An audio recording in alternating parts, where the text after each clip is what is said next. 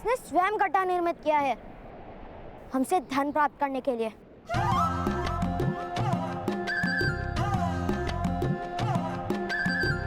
नहीं नहीं, मैं ऐसा क्यों करूंगी? ये तो मिथ्या आरोप है।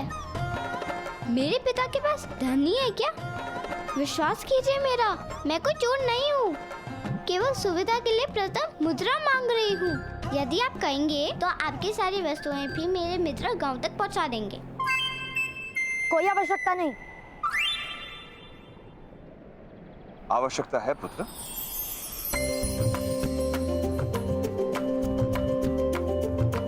ये लो।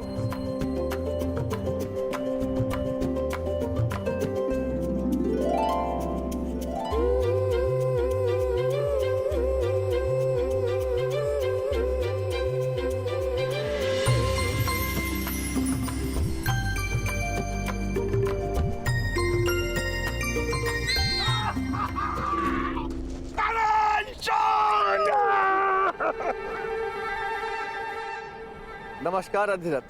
प्रणाम पुत्रों, ऋषभान महोदय को प्रणाम करो। प्रणिपात। प्रणाम। आपको प्रसन्नता प्राप्त हो राधा। मेरा सौभाग्य है कि आप आज यहाँ पधारे।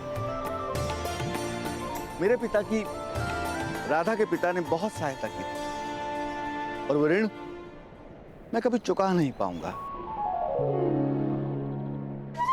किंतु आज आप सबकी सेवा करके मुझे संतोष प्राप्त होगा। आप मेरी पुत्री से मिले। ये है मेरी पुत्री वैशाली। और वैशाली, ये है तुम्हारी राधा माता, मेरे बालपन की सखी। प्रणाम करो बेटा। प्रणिपात।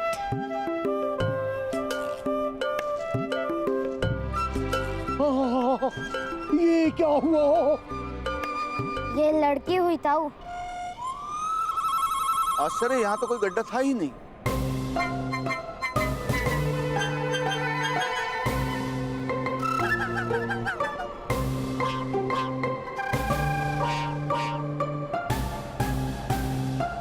इस लड़की और इसके मित्रों ने हमारे साथ इस लड़की और इसके मित्रों ने तुम्हारी सहायता की है ना? उत्तम, अति उत्तम। चलो अब सारे मिलके इस पहिए को गड्ढे से निकालते हैं। निश्चिंत रहिए, आप सब प्रस्थान कीजिए। ये युवक अन्य युवकों को लाएंगे और ये रथ ठीक करेंगे, ले आएंगे। उत्तम। वैशाली, बालकों, वस्तु उठाओ और साथ चलिए।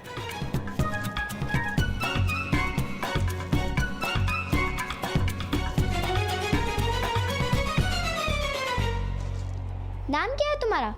शोन। ये मेरे भ्राता कर्ण। आप दोनों नए हैं? आप दोनों का कोई मित्र भी नहीं है? यहाँ के सारे बालक बहुत भयावह हैं। और ये उत्तम प्रतिदिन 2 हत्या करता है।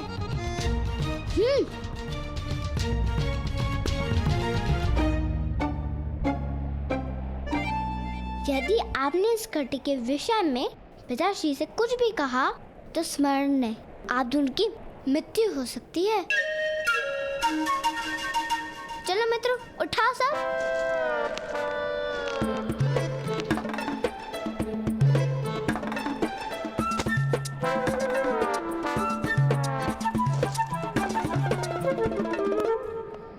वैशाली, मेरा भाग मुझे यही दे दो। पिताजी मुझे वेद पाठ करने के लिए बुला रहे हैं। पहले ऊपर तक आओ, तभी तुम्हें अपना भाग प्राप्त होगा। नहीं, वहाँ तक इतना भार उठाकर ऊपर तक नहीं आ सकता। तो पहले क्यों नहीं बताया कि भार लेकर ऊपर नहीं आ सकते? इसे जाने दो, हत्या करने का समय हो रहा होगा। इसके स्थान पर मैं भार उठा लेता हूँ। इसका भाग हमें दे देना। ठीक है, तुम दोनों सारा भार उठा लो और आधा भाग मैं तुम्हें दे दूंगी। वामिल, उस भार को छोड़ो और मेरे साथ आओ। ये है तुम्हारी मित्र। वृषाली और मित्र? वृषाली हमारी नेता है, बहुत भयानक है। अगर उसकी बात ना मानो तो ऊपर से पत्थर फेंककर मारती है।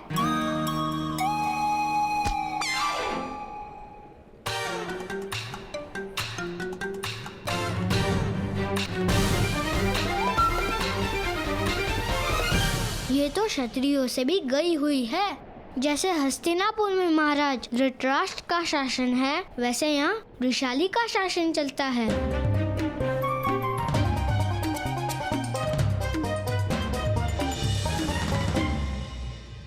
जब से हस्तिनापुर में महाराज पांडु का शासन बदला है, प्रतीत होता है कि पूरे साम्राज्य पर दुर्भाग्य विराजमान हो गया है। महाराज धृतराष्ट्र अयोग्य नहीं है, किंतु उनके अंतर में विष भर दिया गया है। जब महाराजा पांडु और महारानी कुंती का शासन था, तब हमारी स्थिति ऐसी नहीं थी। वो दोनों परंपराओं का वहन करते थे। और महामहिम भीष्म? महामहिम भीष्म वो हमारे देवता हैं। ऐसा महात्मा पृथ्वी ने आज तक देखा नहीं। उनका परंपराओं में पूर्ण विश्वास है, किंतु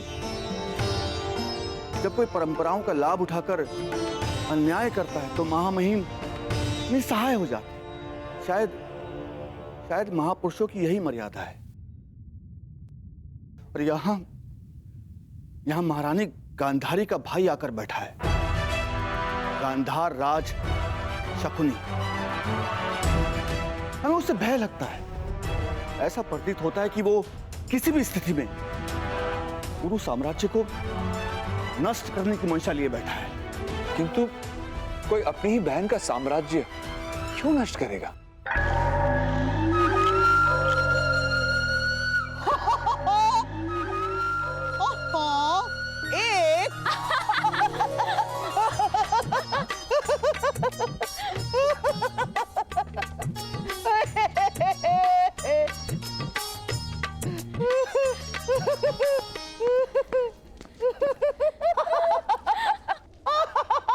गांधारी!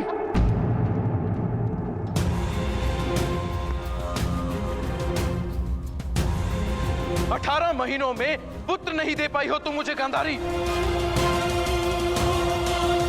18 महीनों में एक स्वप्न पूरा नहीं कर पाई हो तुम मेरा।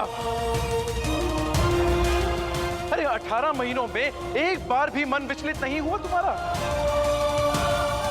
जिस महादेव ने तुम्हें 100 पुत्रों का वरदान दिया है, उस महादेव से प्रश्न पूछने के स्थान पर तुम यहाँ द्यूत खेल रही हो।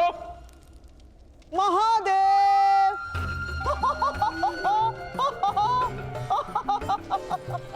महादेव! महाराज के स्वप्नों का जन्म कब होगा? महादेव! महादेव उत्तर दीजिए, उत्तर दीजिए महादेव! चेष्टा कर रहे हो शकुनी? चेष्टा?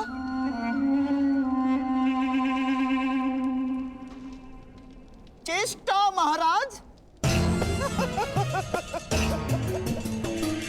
नहीं महाराज नहीं। जिस दिन महामहिम ने गांधार से मेरी बहन के लिए आपके विवाह का प्रस्ताव लाया था, उसी दिन से मैंने चेष्टा करना छोड़ दिया है महाराज। चेष्टा करना छोड़ दिया है महाराज। अब तो केवल प्रयत्न करता हूं।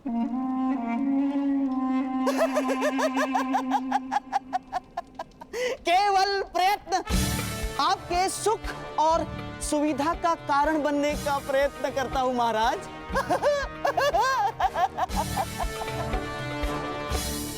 कब होगा मेरा पुत्र गांधारी? क्यों तुमने अपने प्रसव रोक रखे हैं? क्यों तुम मेरे सुख में बाधा बनना चाहती हो? मैं तो आपके सुख का साधन बनना चाहती हूँ महाराज। जिस संतान की आप प्रतीक्षा कर रहे हैं, जिस संतान के लिए आपने स्वप्न सजा रखे हैं, उस संतान की एक माता भी प्रतीक्षा कर रही है। यदि मैं अपना गर्भ चीर कर आपको आपकी संतान दे सकती तो अवश्य दे देती, किंतु मैं निसहाय हूँ। आपके प्रश्नों का कोई उत्तर नहीं है मेरे पास महाराज। तो उत्तर ढूंढो गांधारी। मुझे मेरे उत्तराधिकारी की आवश्यकता है। जो सिंहासन मुझे दान में प्राप्त हुआ था, वो सिंहासन मेरे पुत्र को अधिकार में प्राप्त होगा। यदि तुम मुझे पुत्र नहीं दे सकती तो मुझे तुम्हारी कोई आवश्यकता नहीं। मैं तुम्हारा त्याग करके किसी और स्त्री से अपना पुत्र प्राप्त कर लूंगा।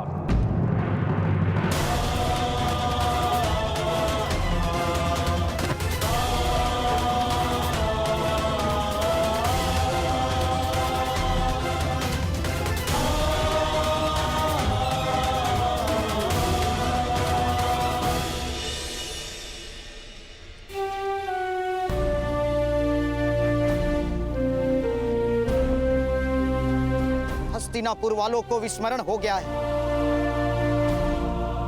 कि वरदान की प्राप्ति तपस्या के बाद ही होती है। हस्तिनापुर वालों को वरदान की अपेक्षा है, तपस्या का बल नहीं।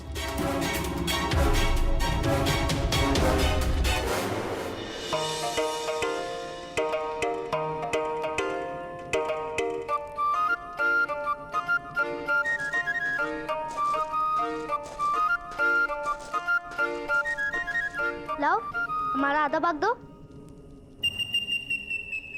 आधा भाग? क्यों?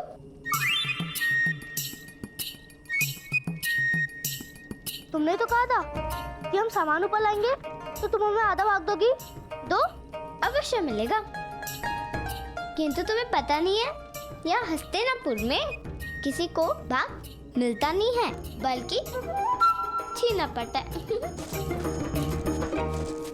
भ्राताकर्ण, यदि भाग मांगने से ना मिले तो उसे छीन लेना ही उचित होता है।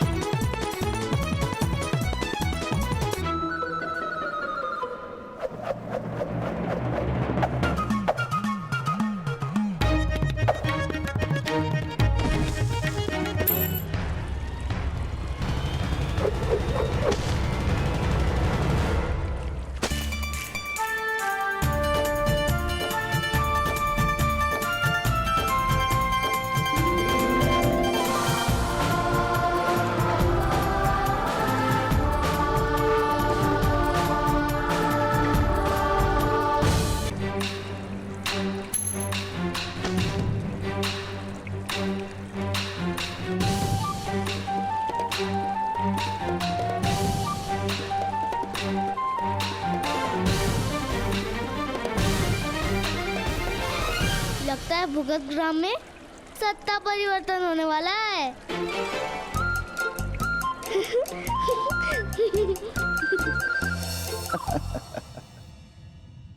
अधिरथ महोदय, हम जैसे दरिद्र लोग संबंधों में विश्वास रखते हैं, और जिनके पास सत्ता होती है उन्हें संबंधों से क्या, वे लोग सत्ता में ही तृप्त रहते हैं।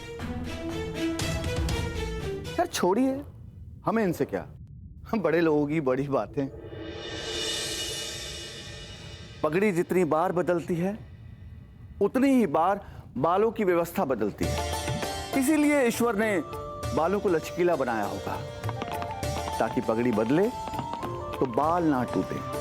इसी तरह हम निम्न जाति के लोग, सूत जाति के लोग लचकीले रहेंगे, और जब तक हम राजा के अनुकूल रहेंगे तब तक जीवित रहेंगे। किंतु अंत में तो सारे बाल झड़ जाते हैं ना?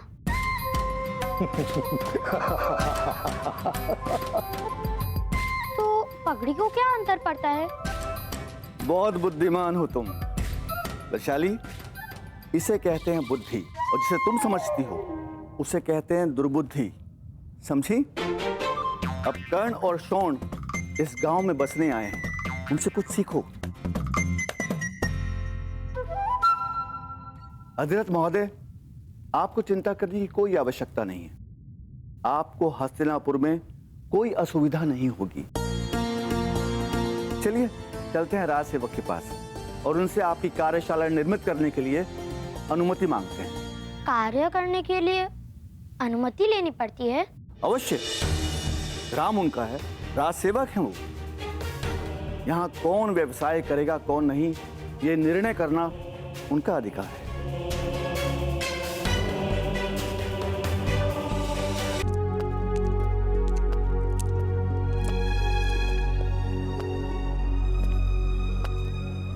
राज सेवक से भेंट हो सकती है? मैं तो प्रतीक्षा ही कर रहा था कि कब इनसे भेंट हो।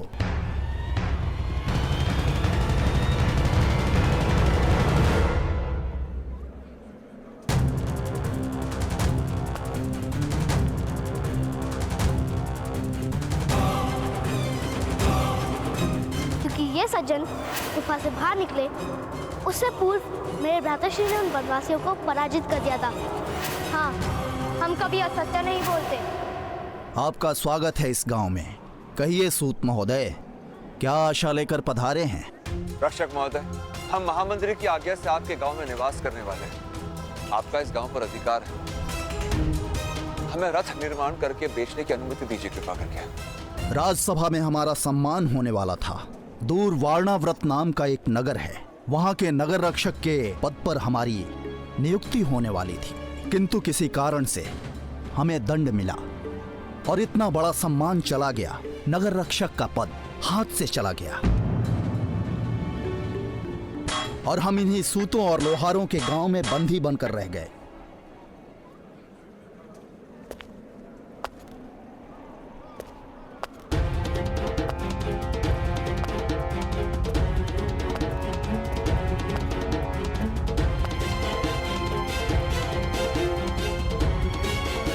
आपके पुत्रों के कारण हमारी सारी आशाएं धूल में मिल गई। अब हमारे कारण आपकी आशाएं राख हो जाएंगी। आपको मेरे गांव में कार्यशाला आरंभ करने की अनुमति नहीं है। और एक बात सुनिए, हस्तिनापुर में सूतों के निवास के लिए बस एक ही गांव है, अन्यत्र कहीं आप वास भी नहीं कर पाएंगे। हस्तिनापुर का त्याग करना होगा आपको। किंतु महामंत्री ने हमें निवास की आज्ञा दी है। इसलिए तो हम इन्हें निकाल नहीं सकते, किंतु ऐसी स्थिति तो बना ही सकते हैं कि ये लोग यहां रह न पाएं। जाइए।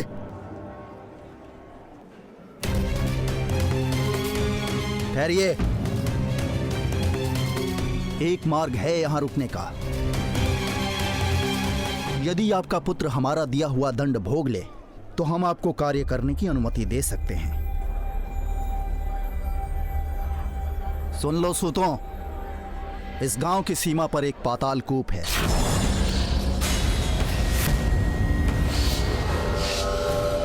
और उस कुएं में जल नहीं है।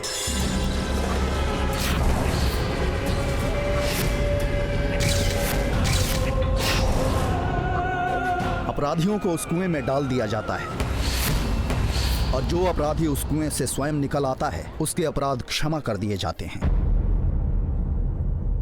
वैसे उस कुएं से आज तक कोई बाहर नहीं निकल पाया है। तुम्हारे पुत्र को उस कुएं में डाला जाएगा कल प्रातःकाल।